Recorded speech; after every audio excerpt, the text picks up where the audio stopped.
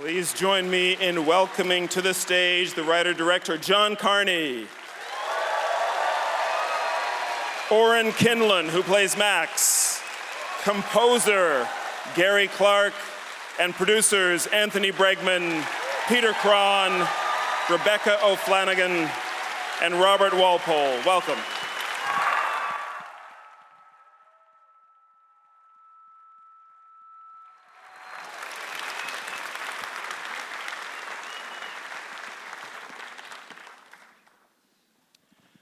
Very nice. Thank you, everyone.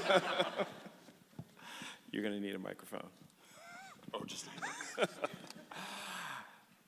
Thank you all so much for this film. It's such a pleasure. I was just reminded it was 10 years since Kendall's song Save Your Life or Begin Again, and this seems like a very fitting return. I want to begin by asking you about one of the structuring pieces of the film, which is making music when you're not physically in the same place. And all of your other films have been about how people come together to make music, but part of the story here is that they can't come together.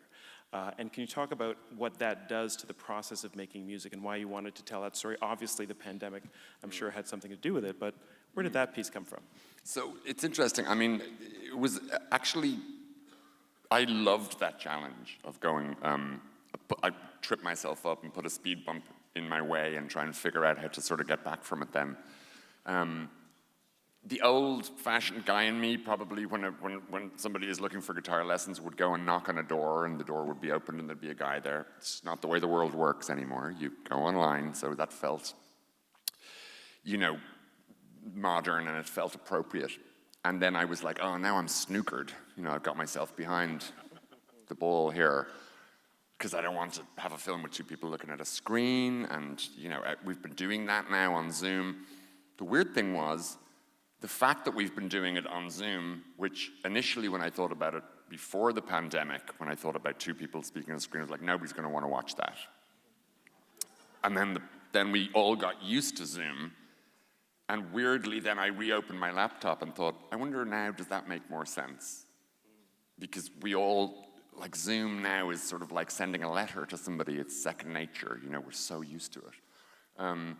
So I liked and enjoyed the idea of like, okay, this is fun now. Let's try and make these characters start to fall for each other through, the screen and creating. And let's see if the audience will accept that, and the characters will accept that and not go, nah, that's never going to happen. So I looked at it as an exciting challenge to overcome. I want to ask your producers about challenges to overcome, and I'm interested because we've come to know and love John's films for the beautiful music and the emotion in them as well. It's almost become a kind of a trademark of his work, and part of your job as producers, I guess, is to steward that and make sure that he stays on track. But I'm curious what you can tell us about what he's like to work with, because he seems like he might be interesting. Well, he shows up on set, he rolls a cigarette, and he says, what are we shooting today? And he says, this is the script. He goes, wow, what if we didn't do that? What if we did something else? What if we recreated it? Is it really as funny as it could be? Let's let the actors do what they want, and then kind of it comes right back into the script. As producers, you must love it when he does that. The clock is ticking. But it makes the performances alive. And it makes the script constantly interesting because it's constantly being reinvented on set. And it's certainly very exciting to see what's going to happen next. Anything to add? You're also shooting in two different locations. They're very different as well across an ocean. Yeah, although we shot everything in Dublin, except for a little tiny bit in LA, but the magic of movie making. But I mean, I think, the thing that's so fun about making movies, John, is like, you produce and it becomes so quickly about like budgets and schedules and time, and it's like very easy to get away from the thing that presumably we all got into this for, which is like play and having fun and creating something that is surprising, and that is what being on set, making this movie was certainly like, at times scarily, but most of the time it was incredibly fun, and it's just a joy. And I think Sorry. also just, John would rock up at like 8 o'clock in the morning, and the first thing he would say is, I can't direct movies at 8 o'clock in the morning. This is ridiculous. But the next thing he would do is take out his phone. Listen, myself and Gary wrote a new song last night. Do you want to hear it? And it's just such a magical kind of thing to be on set at 8 o'clock in the morning and have somebody come along and say, you're the first person outside of me and Gary to hear this song and listen to it. So yeah, it's joyous, and it's wonderful to make these kind of movies that connect people and that are about connections, and to have that feeling every day when you go into work, and then to bring them somewhere like TIFF is amazing. Yeah, I'm echoing what everyone else has said, but I think to me, for all of the kind of challenges that come with any film, I think this film was one that really, reminded me and us of, as Peter says, the reason why we do it, and the importance of storytelling, and the way that, it's a film about people connecting and finding some kind of community. And that is what the function, I think, of storytelling is, and that's why we do this. And I don't think there's a better film to remind us of that. Absolutely. Oren, I want to ask you about playing Max in the film. I have a 14-year-old son myself, actually, so I have some sense of what that's like. And there's a great journey that your character goes on. He starts in one place and he becomes something else by the end. Can you talk a little bit about what you drew on from your own life experience to be able to create that character? Well, I think we see Max as kind of like a moody teenager. He's pretty rebellious, which I kind of drew from my own life, because I think every teenager at heart is really just a moody kind of teenager, and that wants to hate everything and wants to give out and argue with everyone and everything. So I think a lot of that came from like my own kind of personal experience with, growing up as a teenager and stuff, and in Ireland especially. I have a strong relationship with my mother. I love my mother very much, which I think is evident in the film as well. I think we see that Max kind of does have a soft spot for his mother, although he kind of has like a hard outer shell at the start. We kind of see how it cracks open at the end. And are you a musician yourself as well? Absolutely not. That is not at all. Don't not get even that a in your laptop head. musician. No, Gary taught me every trick in the book about when it comes to music and stuff, so I'm his prodigy. Definitely now a rapper. Okay, cool. Gary, I want to ask you about the process of writing songs. It's really so great to hear that the two of you might just show up on set one morning having written a brand new song overnight. But I'm interested in writing songs not from your own personal perspective, but for characters. Writing songs as if another character wrote them, and what that does to the songwriting process.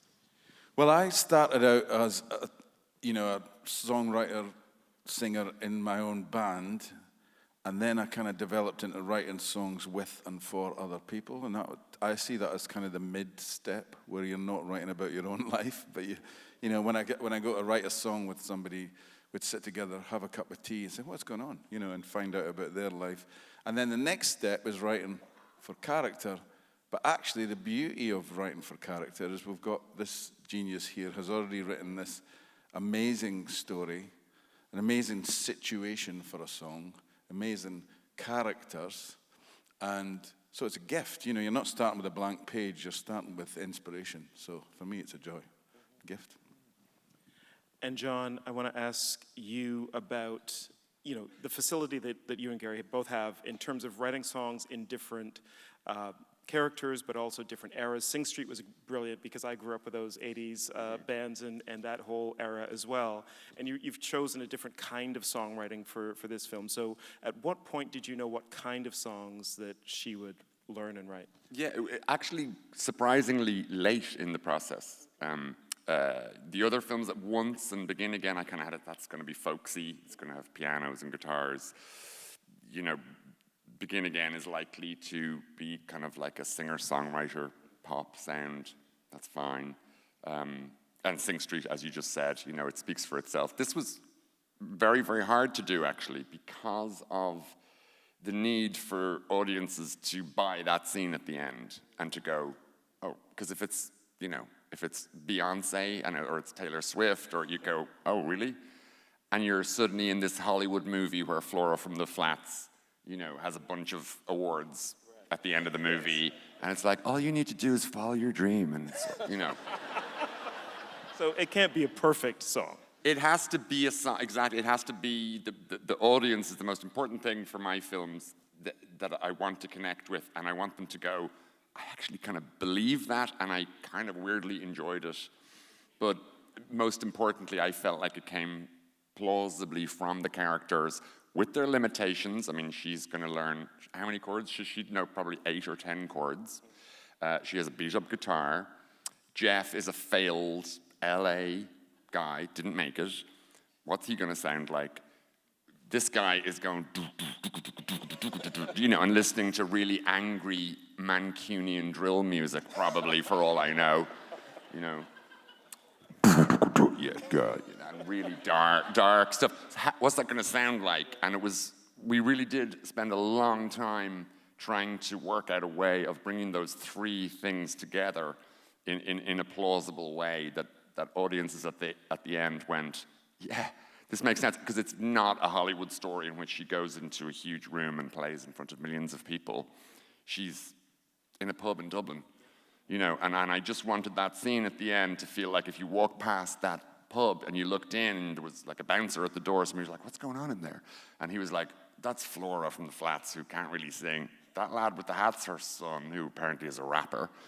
That's her ex-husband, who she hates, on bass. And there's some guy from LA on the laptop. I don't know. And you'd go, it's kind of brilliant, though. And it is. So in addition to the film that you brought us tonight, I hear you brought us something else that you want to share. Well, only if you want to hear it, because I don't want, you know, That's a yes. If only we had some sort of guitar around.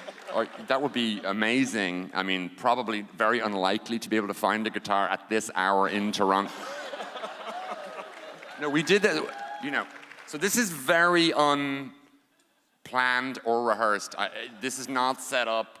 This is because the actors obviously can't be here. If they were here, we'd have a sing-song. So bear with us, guys, and oh shit, why did I decide to ever do this? Too late now. Okay.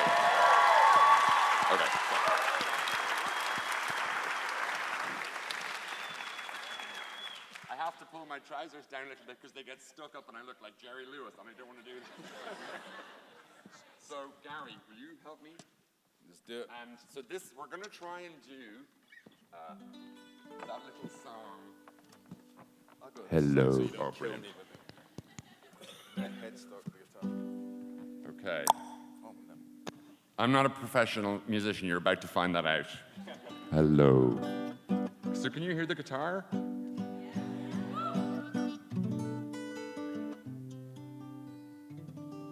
So we need your help. So Big time. we really need your help. I don't know if you'll remember the song. You heard it a few times, so you should kind of know the air. You don't need to sing the lyrics, but you have them. Sing as much or as little as you want.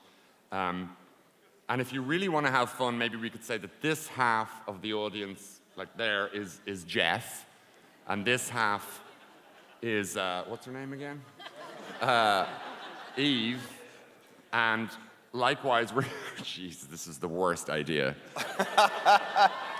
If it doesn't work, will you promise to delete it from your phone? Thanks, guys, and because you're from Canada, you probably would. I'm gonna do Jeff. Is that cool? Yeah, do yeah, Eve? yeah. Oh my God.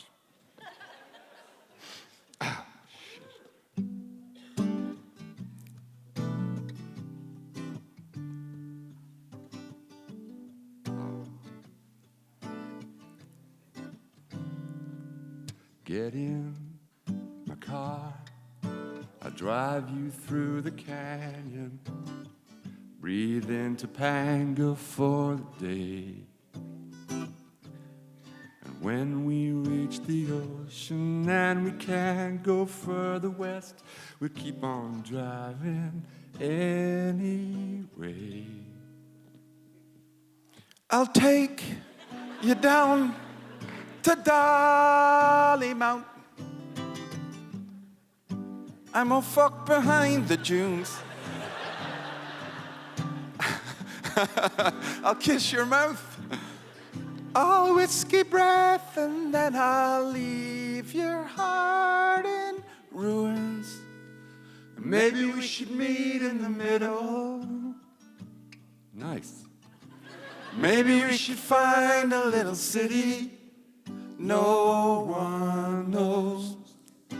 And if it just gave us a minute on our own, maybe we could call it home. Yeah, come on. You get up here. Get up here. What's the next lyric? Forget the stars of Hollywood and those big old houses in Bel Air. I can introduce you to the angels of my city, but we'll find them anywhere. I'll drag you round town by your ear, To me, Gary. still ringing from the rain. I'll buy you chips and tea and beer, and then I'll crush your heart again. And maybe we should meet in the middle. Maybe we should find a little city no one knows. And if we just gave us a minute on our own. Nope. A minute on our own. Maybe we should call it now. That's where the middle eighth comes in.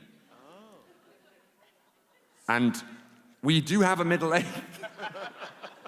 And so tell us if you think this works, because we had this before the film. We didn't need it for the film because we thought it was cool that they, Joe says, now all we need is an incredible middle eighth. So what's the first lyric? Bridge. Oh, it's, a bridge is bridge in the middle eighth. It's, So we go. La da la da da. Maybe we could And then it call goes. Well, you and I got a weird kind of love, a 21st century kind of love, a deep down inside cannot be kind of love. Check out this chord. But we only need a notion to. So what was it again? Only need a notion. No, we only got a notion. Yeah. Fire. And we've only got a notion between our cities. I wish we'd never met. I'll take what I can get. Here we go. La la la la la la la. Okay.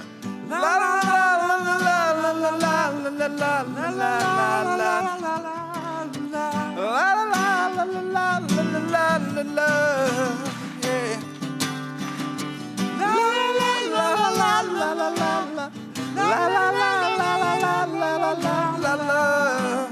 And one more time with the chorus.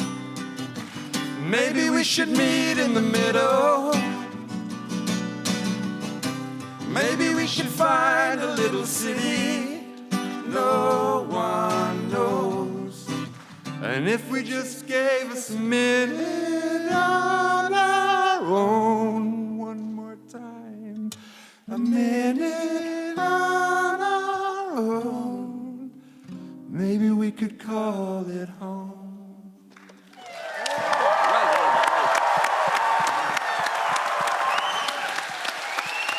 Thank you so much for bringing this remarkable film. Thank you for the song. Please join me in welcoming from Flora and Son, John Carney, composer Gary Clark, Oren Kinlan from the cast. Thank you so fucking much. Thank you. And producers Anthony Bregman, Peter Cron, Rebecca O'Flanagan, and Peter Walpole. Thank you all for coming. It's been a great night. Thank you.